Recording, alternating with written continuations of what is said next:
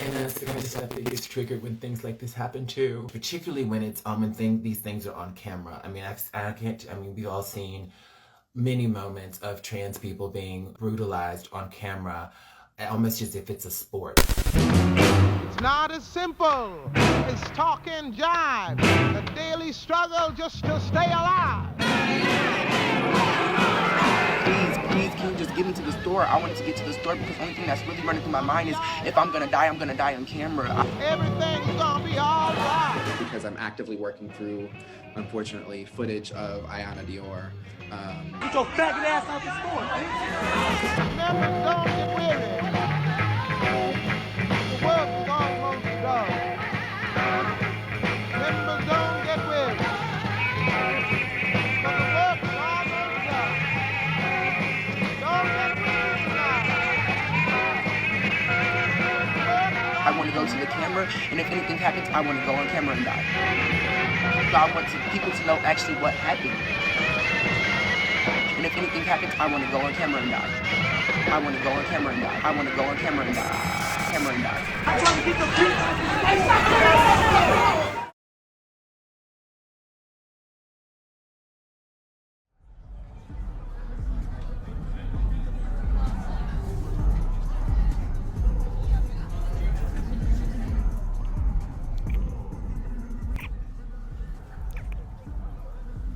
Hey.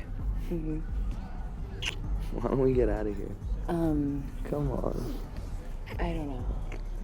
Hey, you know I don't want to do anything that you don't want to do. Yeah, I know. Where? I don't know. Wait. Are you sure you don't want to go? You want to stay here all night? No. Wait. Oh, fuck, sorry. What? Should we go back to the party? Wait, come on, let's go lay down somewhere. I don't know.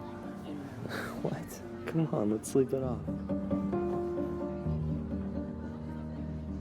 Cut.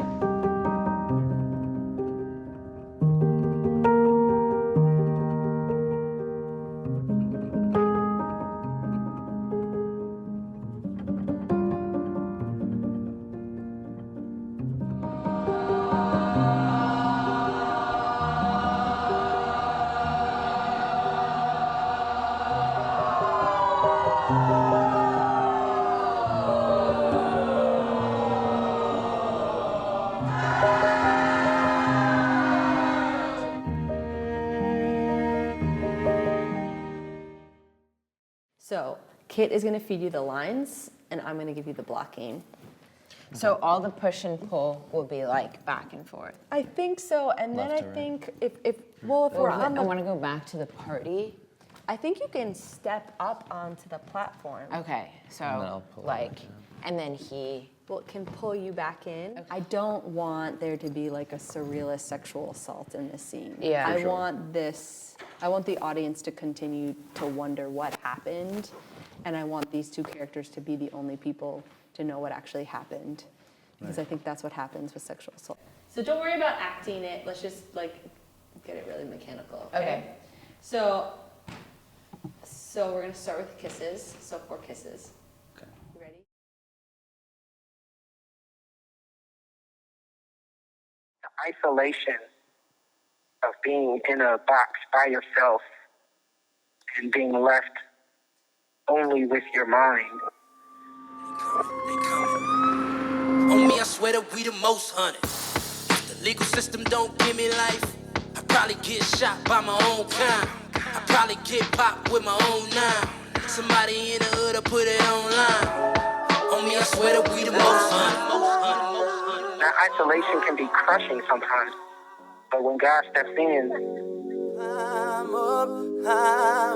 it becomes something different.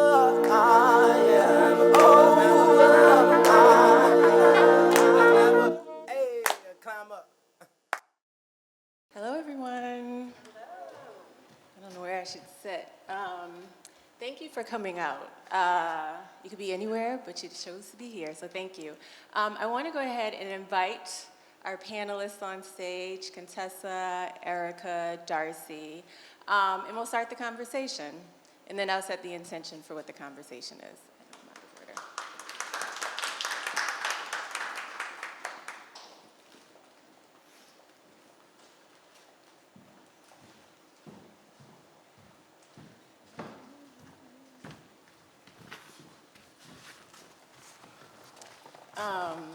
So I think I was supposed to set the intention first, but I actually wanted to say this while you all were on stage and people could like see you, receive it, and we can give you your flowers, because I think a lot of time in nonfiction filmmaking, we're taught to kind of lean on the literal.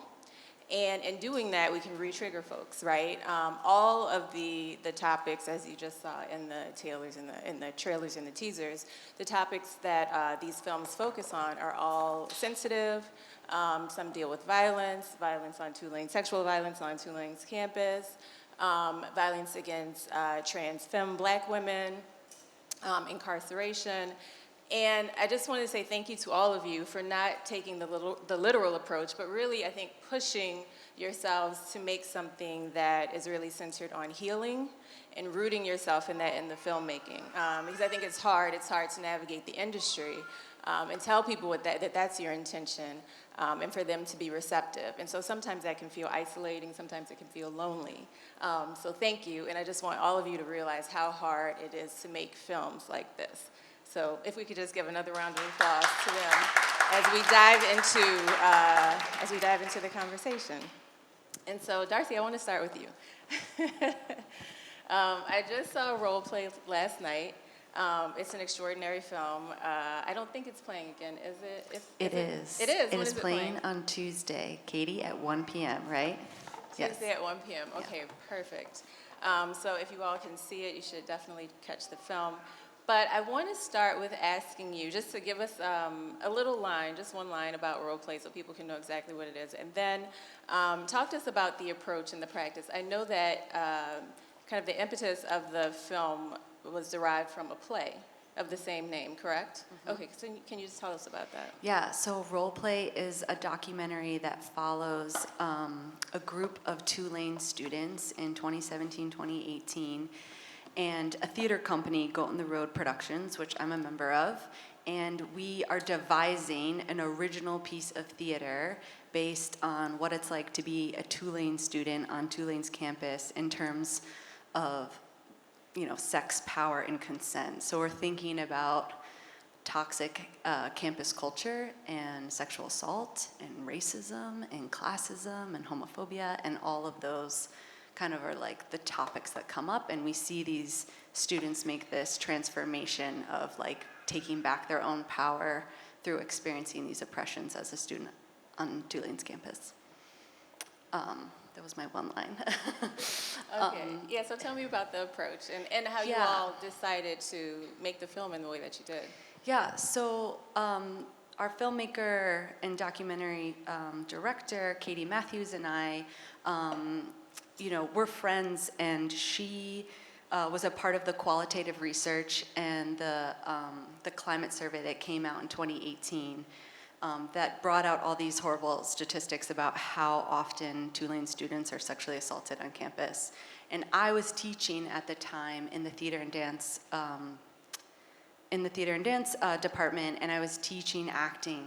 And I was kind of using that class as a way to get kids to really talk about what's happening on campus. And kind of like the mask would fall down, getting them to move and sweat and move their bodies and get vulnerable. They started to really like open up. And so Katie decided to come in and film. And then I brought in, along with Professor Jenny Mercian in the Tulane department, brought in Goat in the Road Productions and all of our, Chris Kamenstein and Shannon Flaherty and Dr. Denise Frazier and all of our designers. And we kind of helped journey the students through the process of making a professional piece of theater. But part of that was like their consent and being vulnerable and being really honest about what's happening on campus. And so we took a whole year to kind of teach them our theatrical techniques and hold space for them to share their stories with us.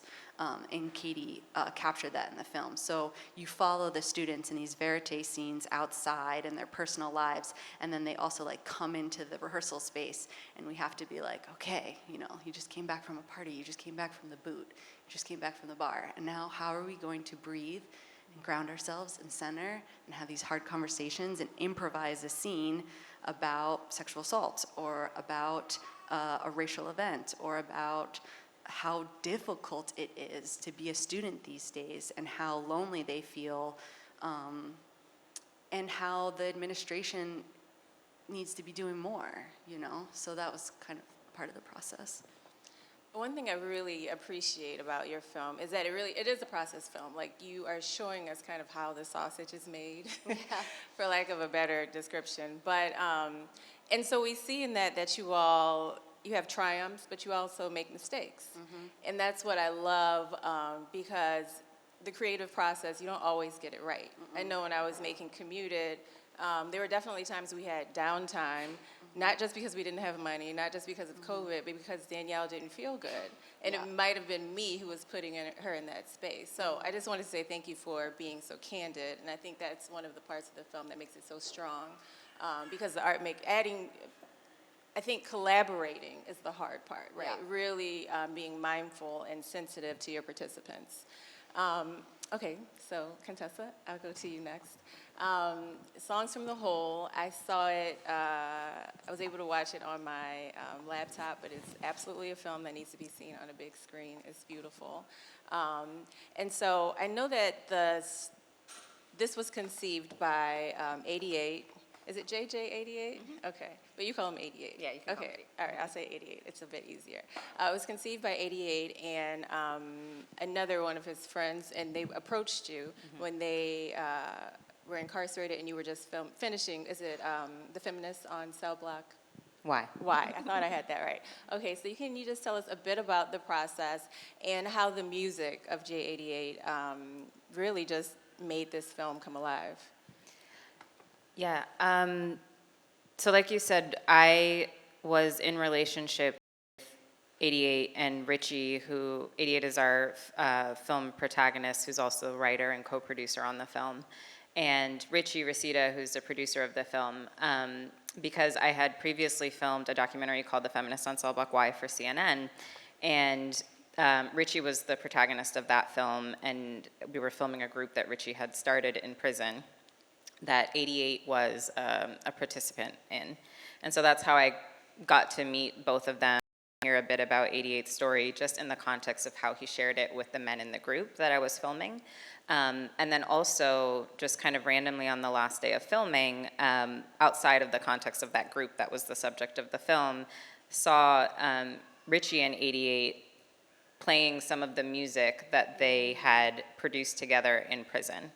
So our film, Songs from the Whole, kind of picks up where that left off.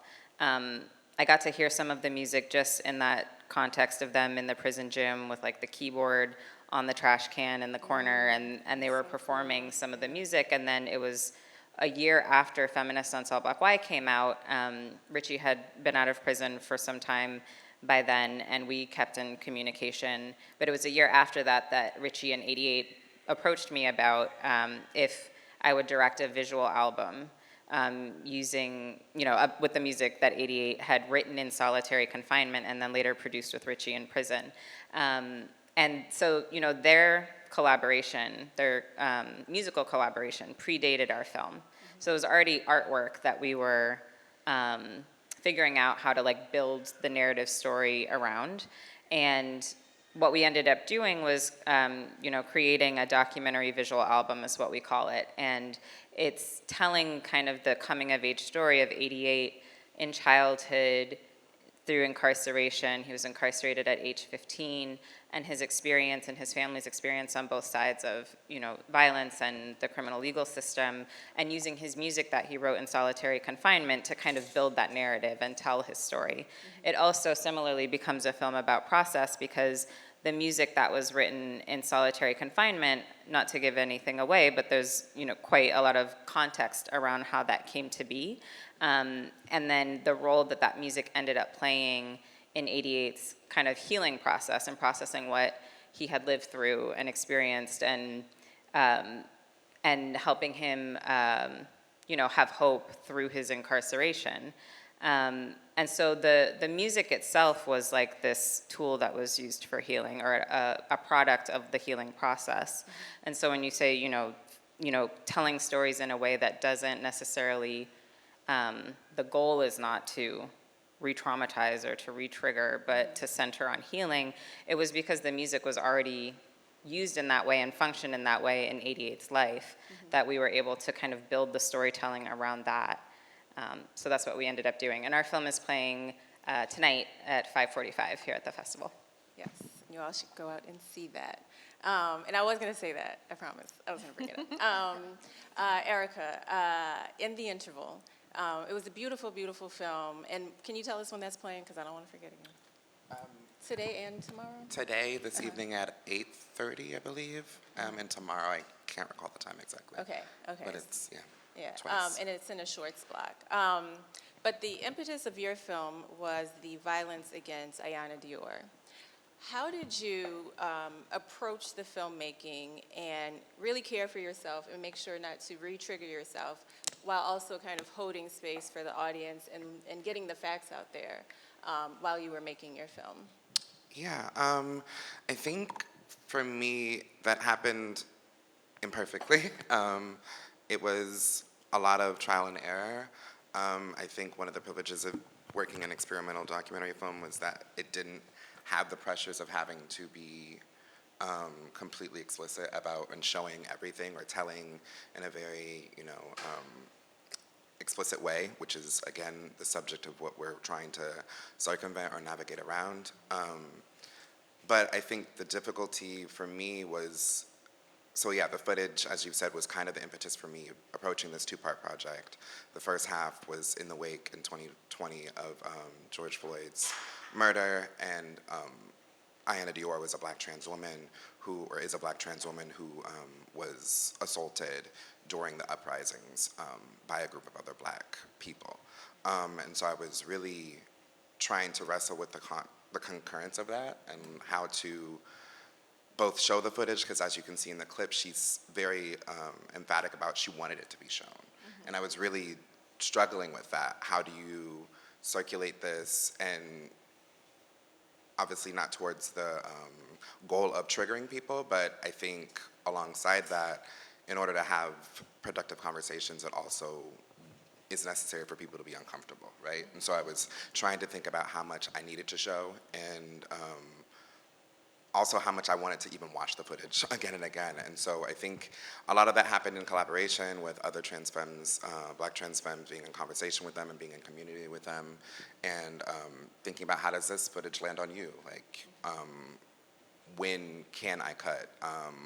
What is too much? And asking myself, even just in a very visceral way, when do I want to turn away? And is that actually because it's too difficult to watch? Is it something that should be showcased to open up a conversation, or is it actually something I can be more implicit about? And that's why I paired it with footage of Nina Simone in this very percussive moment where obviously the music is crescendoing, and thinking about that as sort of analogous to thinking about the overwhelming assault that's happening with trans femmes.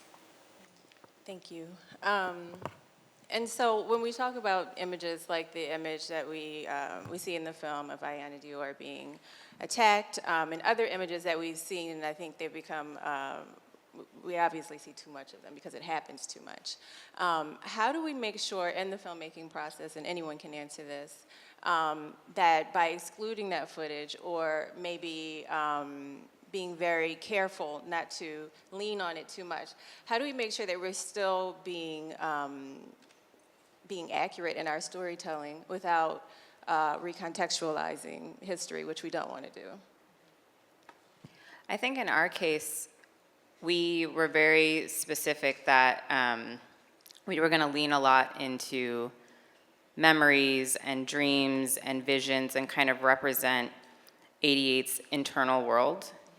And to the extent that, you know, what we were coming up with in terms of the visuals and how we were structuring the music video treatments for the songs that are in the film, and for all those musical fiction kind of sections, and the way we use the fictionalized visuals, to the extent that that represents his internal world and our like collective kind of imaginations and experiences, that is truthful, that is authentic, that is accurate, to use the word that you're using. And it doesn't have to be a literal recreation in order to be accurate, in order to be truthful, in order to be authentic to the story. And so, yeah, we didn't do any kind of recreations of the violence that is described in the film. We leaned heavily on metaphor, visual metaphor, to communicate the emotions and the impact of the events. There's 2 murders that take place that we're kind of describing that happened in the past, but in the way that we represent it, it wasn't about, you know, in the true crime way, let's do the recreation so that it can, you know, this was a real thing that happened. It was more about what is the impact on the people involved, 88, the family, and the families, the community, and making sure that the audience just felt those on an emotional level. More than anything was the priority. Yeah, that's such a good question. I think the way that we tried to do it was we focused on each cast member, each student, creating a character that was like just a couple degrees different from them, you know? Like, how do they have just a couple degrees of separation from who they are and their actual experience of being a college student at Tulane? So, you know, we listened to interviews from different Tulane students. We had them interview their friends. We did a lot of different writing exercises about like, who do you want to play? Like what, you know? And of course they're always like, they are drawing from a very personal, a very personal perspective, but how can we lend ourselves to use the theatrical form to be someone else, you know? I think that's like mainly how we did it. And then we also just like played a lot with style, you know, and played with, like one of my backgrounds is in movement and physical theater. So, you know, we played with like, what would it look like to take on the gesture of someone else or the physicality of someone else, just so that like when they're stepping into the character, they can imagine like stepping into a different body and then be like, I'm just gonna take this off for now, you know, like I can come in and come out. And we tried to find lots of different techniques like that to preserve their privacy and preserve their, just like their choice of how to represent this character.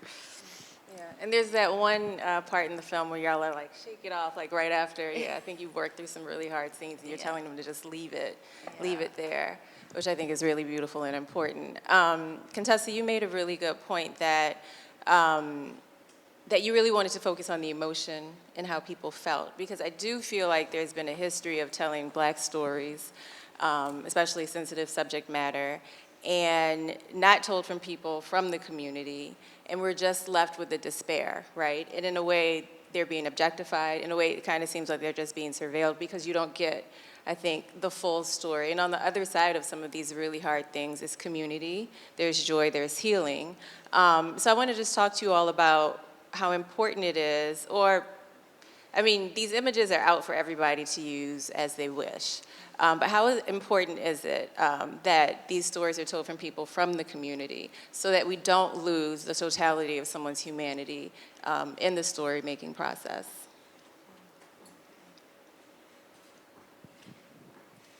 I think for me, part of the process for making In the Interval was being incredibly flexible, and it wasn't a linear process film for me. It was a process film, and I showed some of that process of me editing, showing that how the footage is landing on me.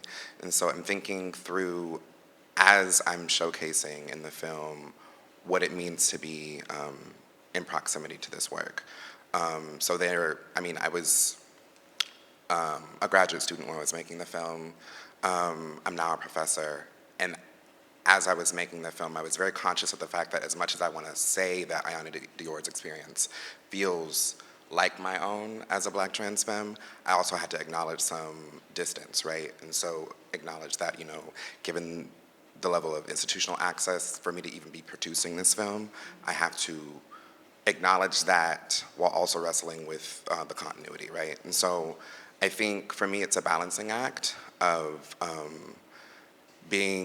between being universal in particular and knowing exactly when and where those kinds of, and it's imperfect as I've said, but knowing when and where those continuities are as a Black trans filmmaker, but also recognizing that collectively it's a conversation that has to be had, and so in an effort to reach that level of healing, again, to be disruptive and productively make those conversations happen, you have to take the risk, a level of risk to just put the footage in conversation in the way that I attempted to do. And I think it's, I think for some filmmakers, there's a way in which that can be objectively gazing at another in order to reach that kind of conclusion. But for me, part of the process was actually just laying it bare on screen. This is who I am, and I have to put some skin in the game, but also be clear about my experience looks similar and dissimilar to Ayanna Dior's. So putting both in the film and making that, plain. And I think another thing you did really effectively is to show that, yes, you had to deal with these and confront these hard truths, but also you were cared for in the process. And we see you in conversation with a friend, we see you in conversation with your mother, we see you in conversation with yourself. And then, I don't know, there's another scene when you're like physically being comforted. And so I think that was really important and beautiful. And thank you for sharing those, I think, intimate moments with us. But can you tell us more about why you chose to include those in the film? Yeah, I think it's important to not have it be entirely tragic, right?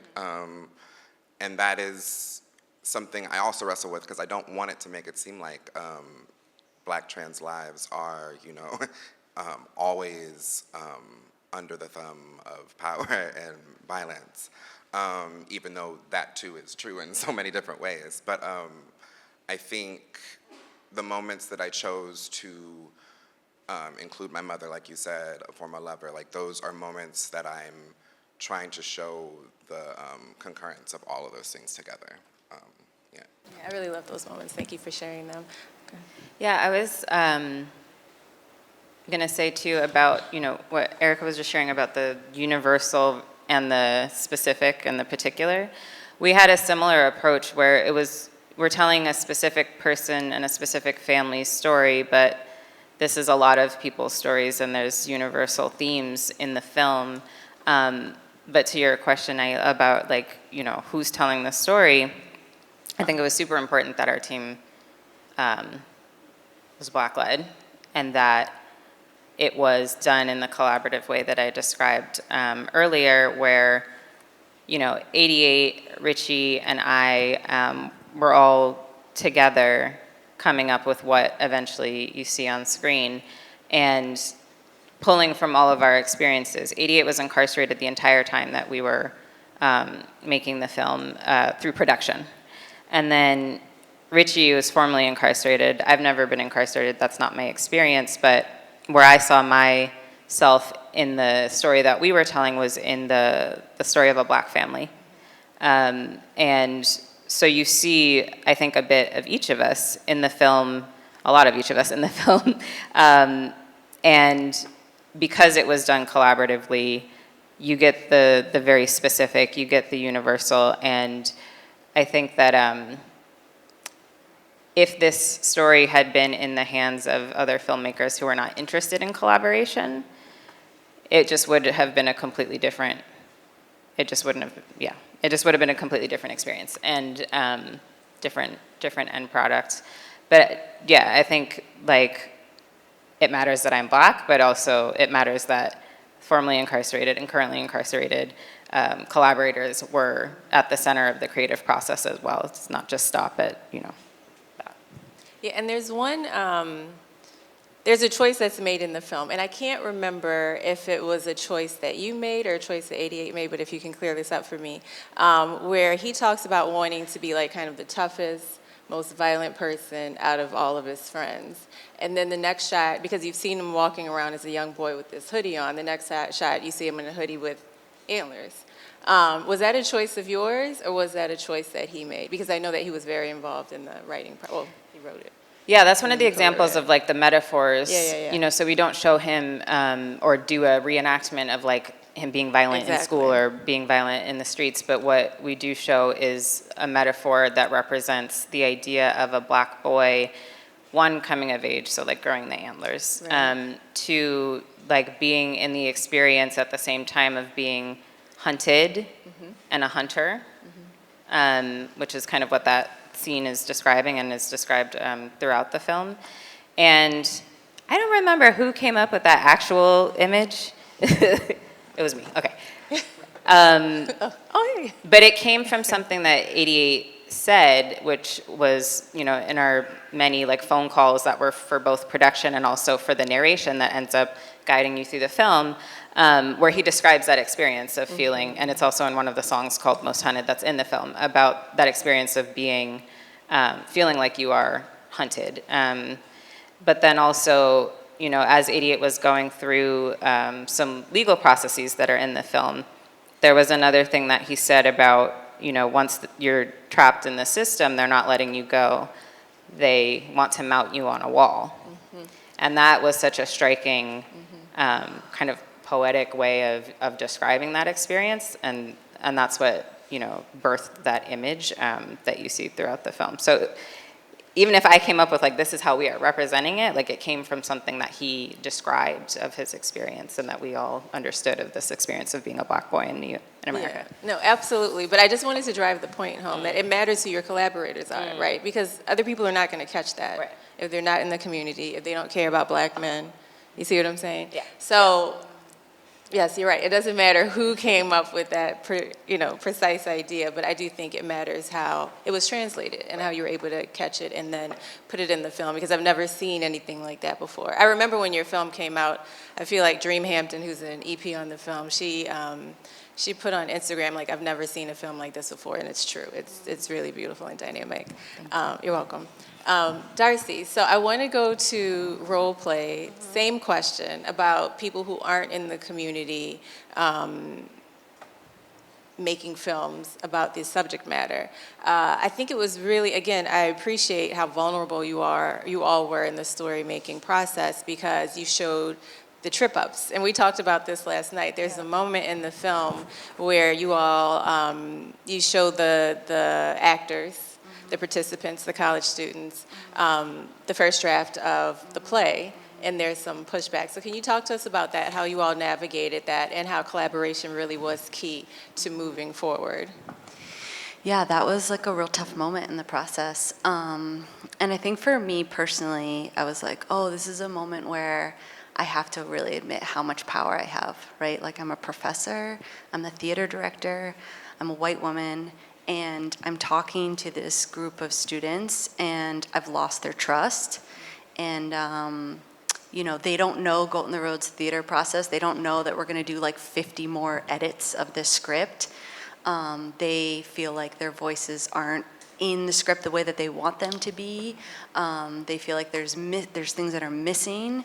And it was a moment where we had to like really pause, go back to like our community agreements, build trust, have individual meetings with each and every single one of them, encourage that like, I want your voice. I can't even tell you how much I want your voice in this script. I want a diverse perspective in the script. I want to know what it feels like, I want to be able to express that in such a specific and unique way and through your voice. And so each of our like professional team then like linked up with and was like a mentor with each student, and we worked with them like every week, every other week, from January to September, to just really make sure, like, do you want this word? Do you not want this word? Do you want this sentence? Do you want this event?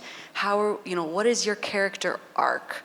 I I think in the first like 3 months of our rehearsal process, we focused so much on getting them to trust us to talk about their sexual lives and like toxic campus culture and hookup culture, that then we then had to be like, okay, but what is it like to be an individual Black woman in this hookup culture at Tulane? What is the individual experience of being a queer person in this experience, you know? And so then we had to like go back and get really granular about it. But yeah, we made mistakes. We totally made mistakes. We all like, because the participants were, you know, were college students at the time, and we're asking them to be vulnerable enough to talk about how hard it is to be there, we just had to be like, okay, we need more support. I'm a theater professor. I'm not a therapist. You know, like I can create an equitable space. I can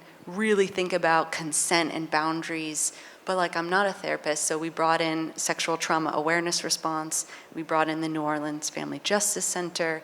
We had, we brought in CAPS, which is like the counseling service at the university, but they didn't feel really close to them. So we're like, okay, if the school is failing, you know, how can we provide them outside services in this city to really offer them more support throughout this very highly loaded material, right? So that was like a moment I think in my career where I was like, oh, anytime you're dealing with material that is just so heavy, you just have to slow down.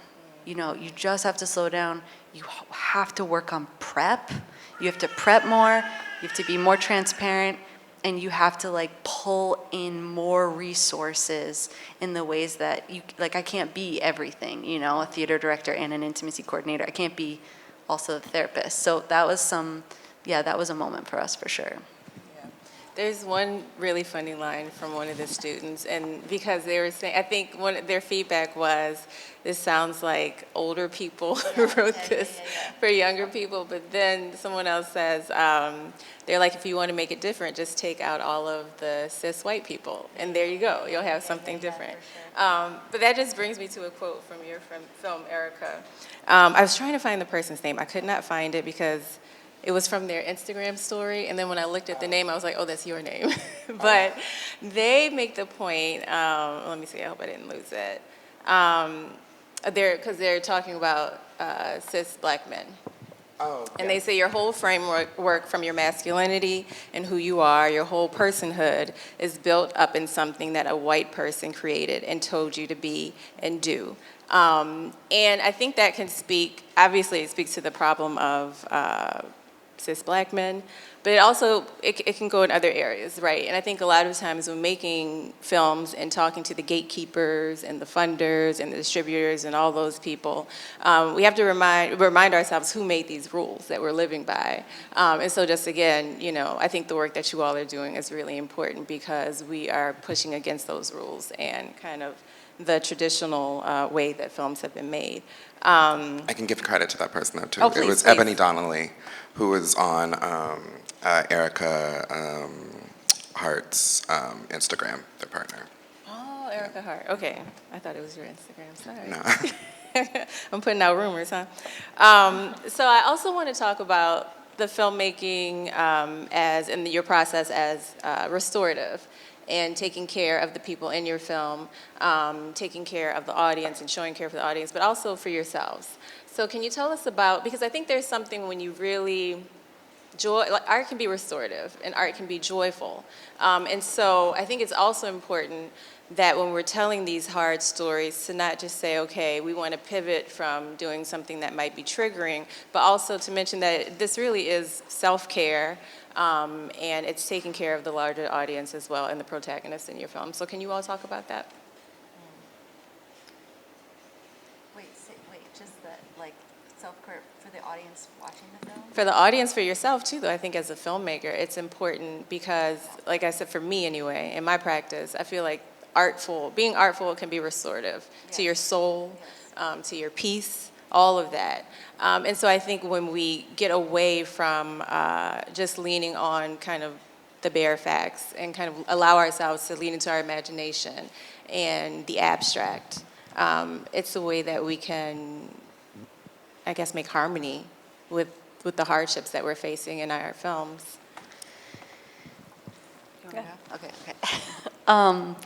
Yeah, something that happened throughout this process in the film too is that when the students performed the play, role play, it sent like a shock through that campus.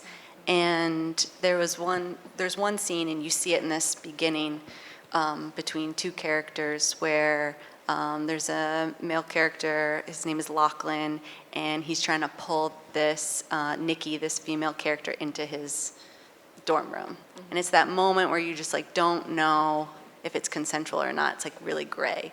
She at first is like yes, and then she's like really too drunk and can barely stand up, and then he pulls her into the room.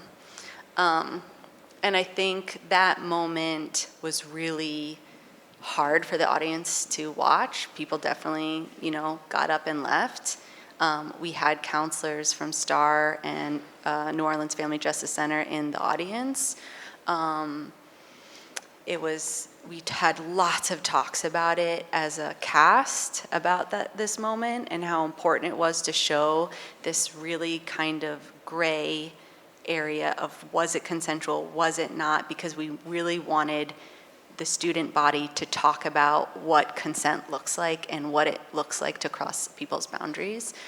And of course, as a professor, I don't really know as much of the impact, but I will say the students just said, that shaped so much of Tulane's campus talking about sexual assault and sexual, harassment.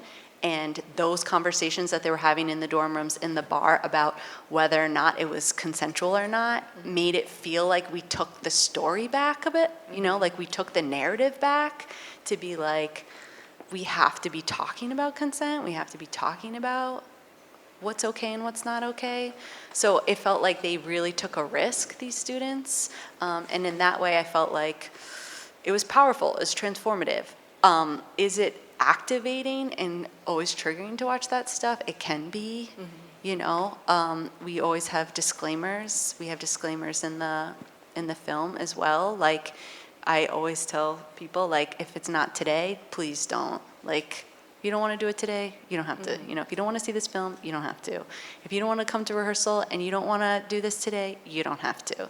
Like, you have to choose every day, if you want to engage in this material. And I'm going to help and make sure it's safe and it's within your boundaries and it's completely transparent, and we're going to take breaks, we're going to get water, and we're going to shake off, and we're going to move, and we're going to move our bodies. Like, that is a big thing for me. And I think, like, it was hard for the documentary crew. It was hard for the students, it was hard for us, because I think there was a part of us that was like, wow, this could have happened yesterday, 5 years ago, 10 years ago. It's still happening in our universities and colleges. So it's heavy, but we have to talk about it, right? Like, we can't face away from it. So I think I don't know if that's like the best answer to that question, but like, that's how we kind of tried to move through it. I also think at the end of the film, the students are talking about just kind of what participating in the film did to them, and how they grew in certain areas and healed in certain areas. And I think a lot of that is due to the care that you gave in making the film and making the play. So I don't want you to forget that in the work that you did. But I want to continue to ask Contessa and Erica, when we think about approaching the filmmaking process in the way that you all did, can you talk to us a bit about how much care was front of mind and how much care was rooted in the process, and then how you cared for yourselves as well when making the films? I think, again, our collaborative approach to the filmmaking really lent itself to just constantly checking in on each other. And we also just were very intentional about that throughout the process, like making room for that in our production meetings and our producer calls, and just like on the regular, checking in with each other on a personal level, because the story that we were telling was really hard. 88 was living it. It wasn't just a story we were telling, like it was his actual life, his family's life. And we were going through the ups and downs of what was happening in the legal system with, you know, his opportunities to come home. Richie, our producer, was kind of spearheading that effort. So like actively fighting to bring 88 home as we're telling his story of the past and filming in real time that process unfolding. So yeah, I mean, like we were all implicated on a personal level, and so we had to make space for each other and hold each other through that process and really make sure that we were taking care of ourselves. I don't know that we were always very good at it. I know that we all experienced a lot of like pain and burnout and grief and all this stuff through the process. But we did, 88 mentioned it on the panel that he was on this morning, we did build in certain things into the actual like filmmaking structure. Like in our budget, we had a line for therapy reimbursement should any of us need it and want to access that. Yeah, and it was just caring for each other as humans, not just as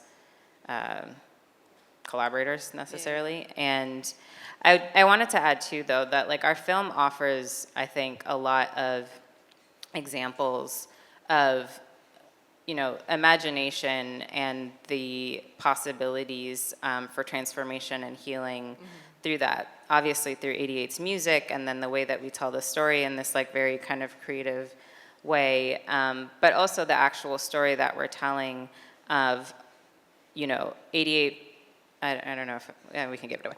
88 forgiving the man who killed his brother in prison, and like that being an example of like imagining different responses to violence and harm that are not more violence and harm. And you know, we kind of challenge in the way that we tell the story and present it in the film, the audience to understand that, you know, that one specific example, then, but to bring it out and extrapolate it to like how we look at this systemically. Like if we can imagine the forgiveness and the accountability and the transformation and the healing from that moment of reconciliation, can we also imagine that in response to violence and harm, we are not meeting that with more punishment and violence and harm of incarceration? And so I think that like offering is a part of how we're taking care of the audience, not just letting them sit with these really hard things that, you know, we're talking about in the film, the murders and the violence and all of that, but like let's imagine now collectively a different way to respond to that, a different way to prevent that from happening in the future.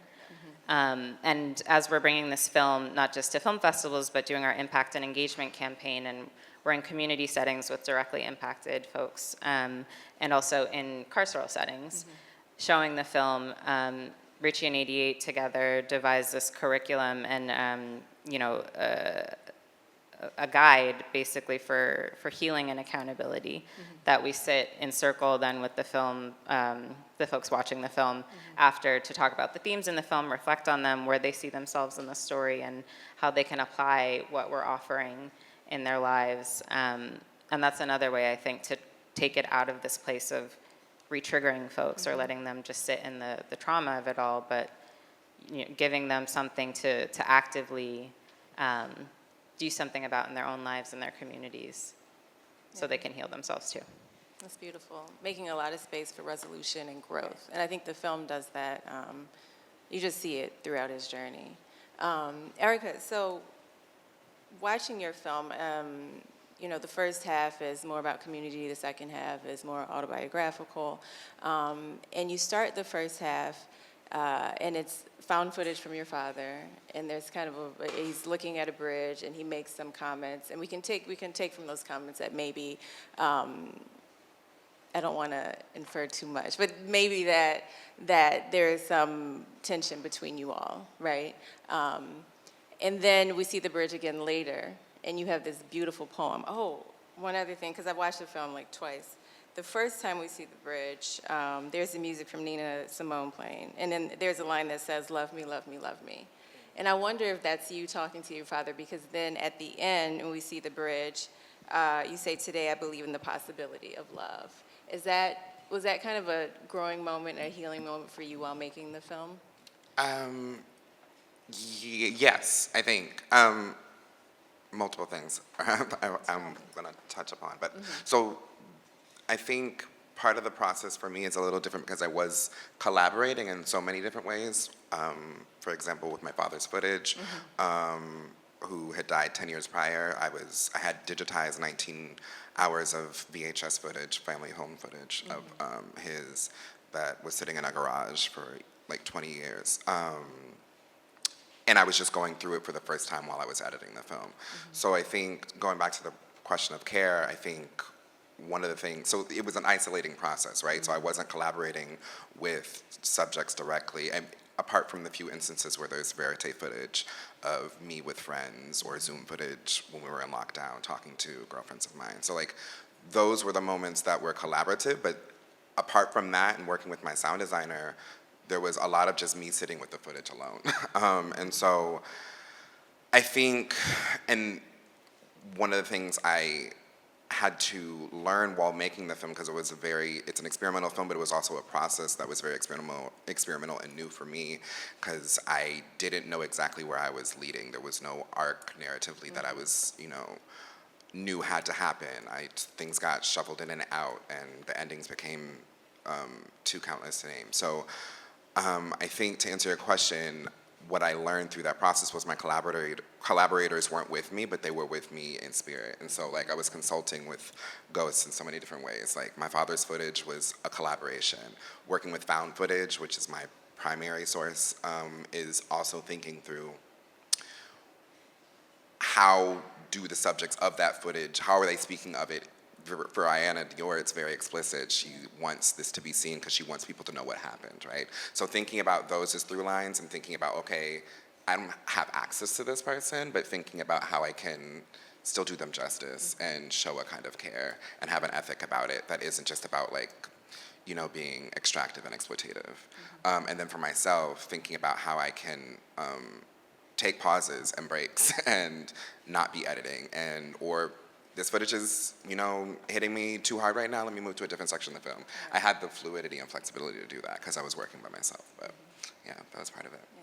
I love that you talked about consulting with ghosts and the spirit, and I don't want to get too, like we said on our call, we don't want to get too woo-woo, but I was watching, I can't remember which documentary this was, but Quincy Jones was talking about making one of the albums he made, of the hundreds of albums he made. And he was like, you have to leave 10% of room for God to come through. And whether you believe in God, whatever you believe in, I do think in digging into the art and really working from your soul and your spirit, something else transformative can happen. And Constessa, you talked about that in your experience.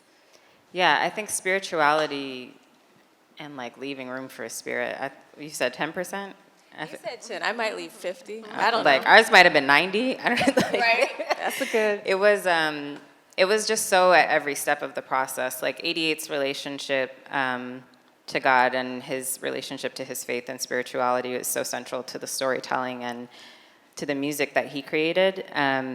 But then also in our process of making the film together, there was just so many instances of you could call it coincidence, you could call it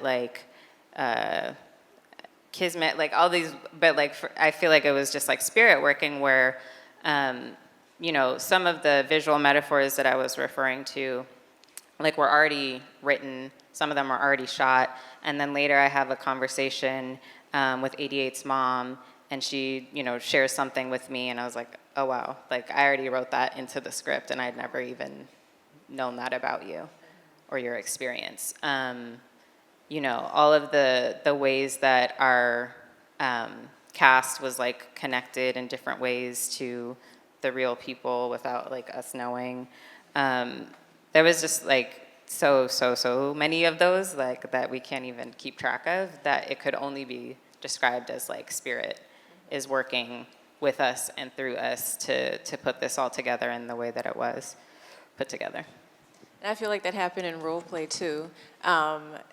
Darci, when there's a scene that was written by one of the students in the film, and then that's actually what they're living out, but they didn't even know. But can you just, I'm going to describe it wrong. You should just tell us what happened. Wait. Isn't this what happened? Oh, she was She in the just- audience. yes, She left. Is it Kira?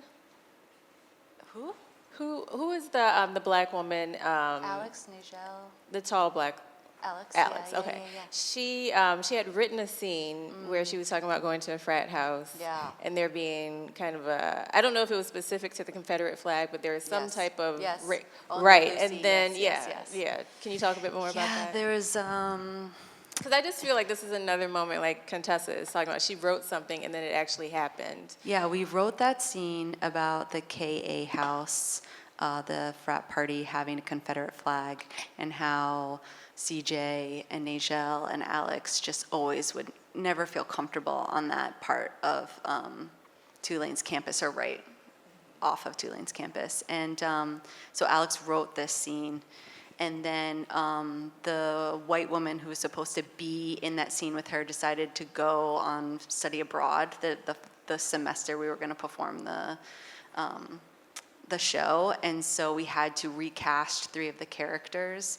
And Lucy stepped into the part and was like, you know, that my boyfriend is a part of KA, you know, and had this whole transformative moment of, I mean, she was perfect for the part, but like really experienced her own white privilege and how much she was not wanting to miss out on those parties because they're just so fun, you know, and even though that it's like problematic, like being at those parties, and just like that feeling, the push and pull of like, I don't want to miss out. The FOMO is just so great.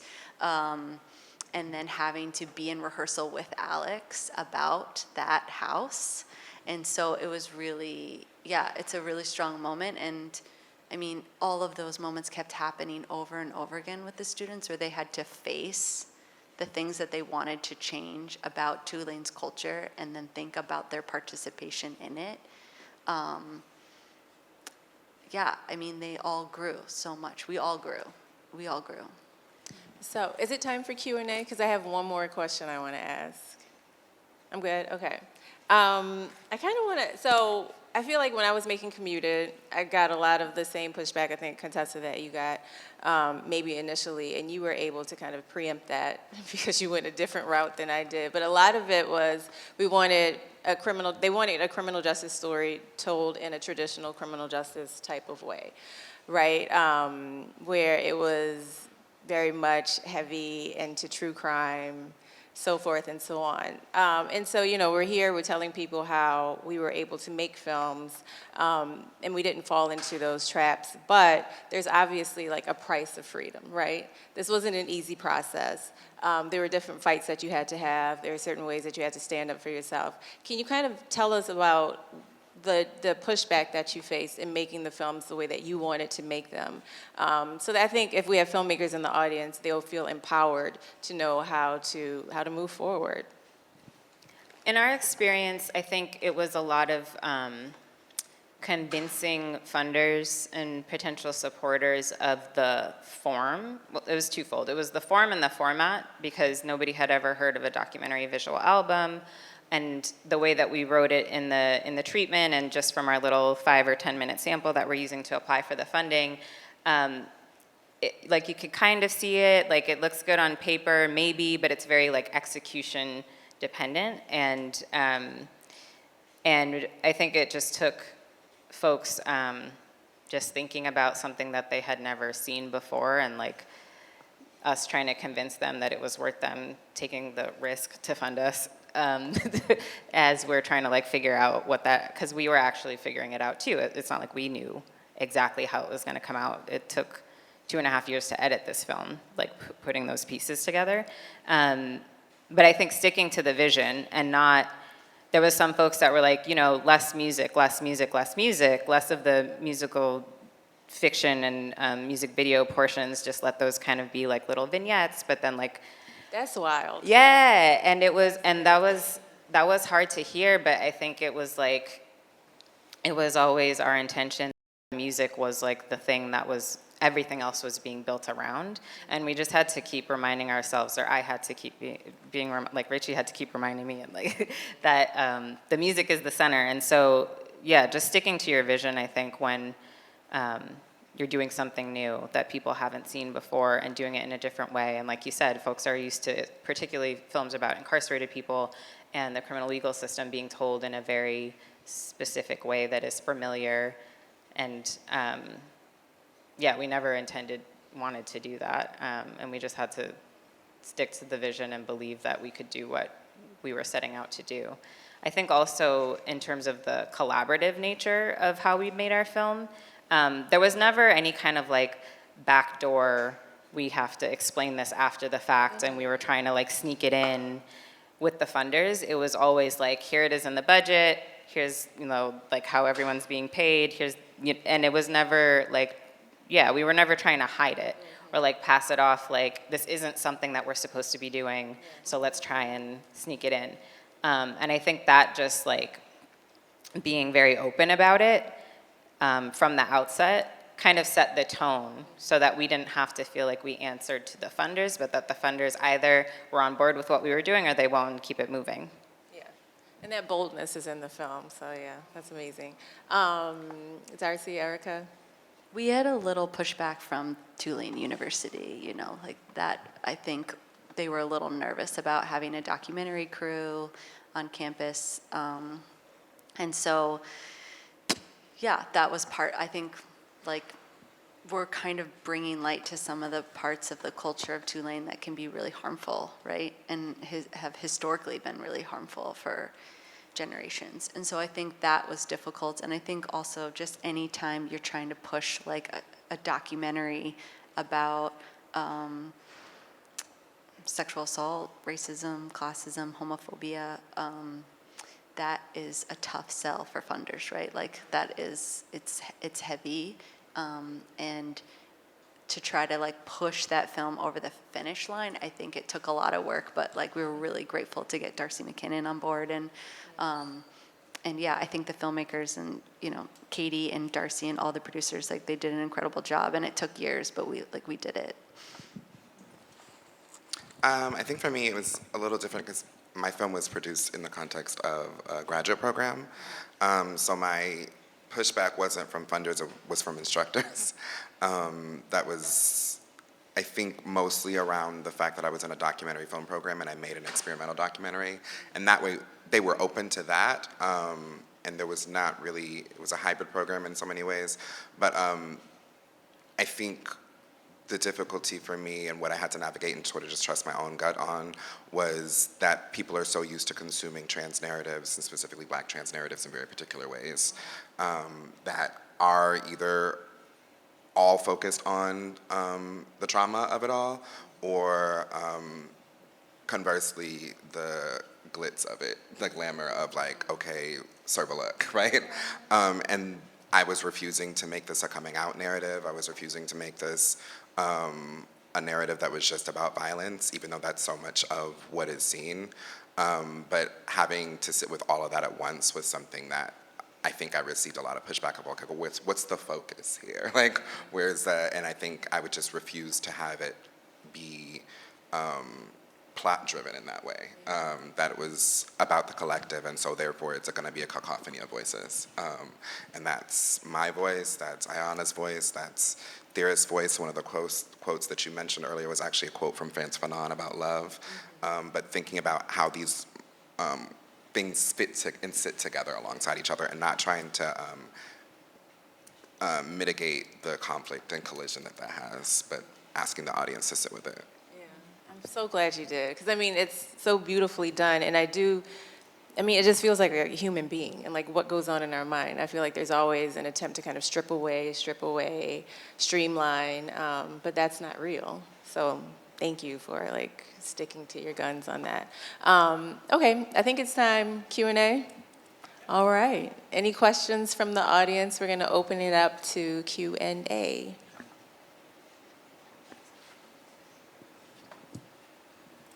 One here.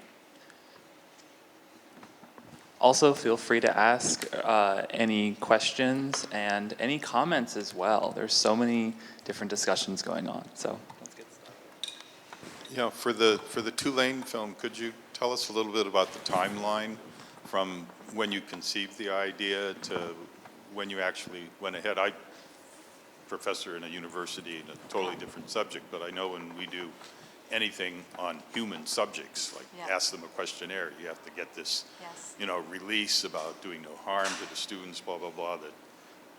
But it could be totally different in theater, I suppose, because you're always interacting with students in the way that you do, and you've got to get a release on, can we do Romeo and Juliet or something? God knows, but Right. How did the timeline proceed to get permissions to do all this? We spent a year fundraising in 2017, and then we started rehearsals, and the documentary crew came in 2018, the fall of 2018, September, and then we worked with those students all through that school year to the spring of 2019. And then we performed the show in the fall of 2019. And to answer and then from then until now, and COVID and everything, then it was in post. And we finally premiered it at South by Southwest this past spring in 2024. Yeah, it was wonderful. And to answer your question about Tulane, yes. So Tulane, anytime you're doing like professional or professor research and you're using human subjects, you have to get a release. And I just had to, Jenny Mercian and I and Katie had to just talk to the board and administrators over and over again that we're not doing experiments on these kids. This is a theatrical process, but because they were the subject matter, right, of the documentary, we just had to explain to them, like, they are consenting to do this, they're excited about this, they want to work with this theater company, they are driving the process with me, like we're working together, but there are no experiments happening on these students. This is an art form, yeah. Awesome. Any more comments or questions before we wrap up? All right. Thank you so much to our. We do want to ask them. Sorry. No, I'm good. That's what you're here for. Missouri told me. I do want to ask you all what you're working on next. Anyone can start. I can go first. I'm not actively or as aggressively working on it as I was with this, but this film was actually supposed to have more of my father in it, and then also be a film that I have started filming for, a film about my grandfather, and who is an 89-year-old gay black man, and thinking about our experiences cross-generationally in terms of queer elders, and thinking about the continuity and the difference between those. So, is that your grandfather on your mother's side or your father's side? My mother's side, yeah. Okay. This is a very hard question. No, it's annoying, sorry. I was like, Nailah, you should know. Right, and I got the mic back, so I can specifically ask this annoying question. Go ahead. I say that because it took us 5 years to make this film. It was 10 years since 88 wrote the music, so really like the process of this coming to life on screen was a 10-year process. And for it to finally be out and like being able to engage audiences with it, that is what's happening next, like engaging audiences with the film. We have a pretty active impact and engagement campaign, and you can follow, what we're doing and where you can see the film, or if you want to partner, if you have an organization that works with directly impacted people, it's songsfromthewhole.com, and our Instagram is songsfromthewhole. I do have another film out this year called The Debutantes that I was working on at the same time as this film. That's also on the festival circuit.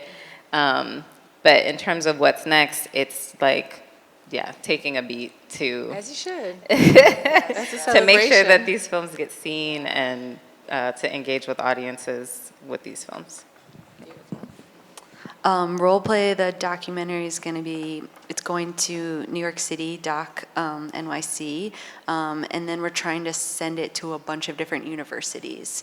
And then Katie and I, and hopefully some of the students are going to come with us and do workshops around either a movement workshop or an intimacy coordination workshop, like that, like partners the film and getting like film students and theater students engaged. But personally, I'm an intimacy coordinator now. I'm like certified.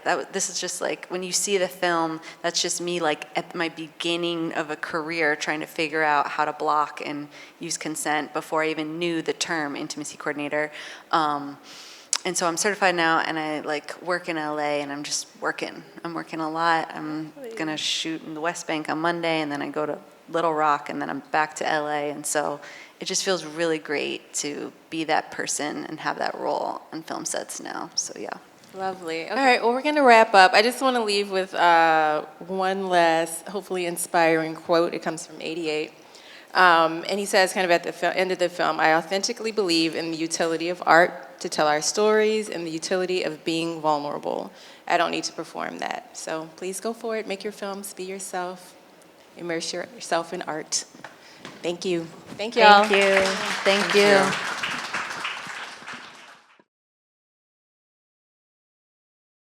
You.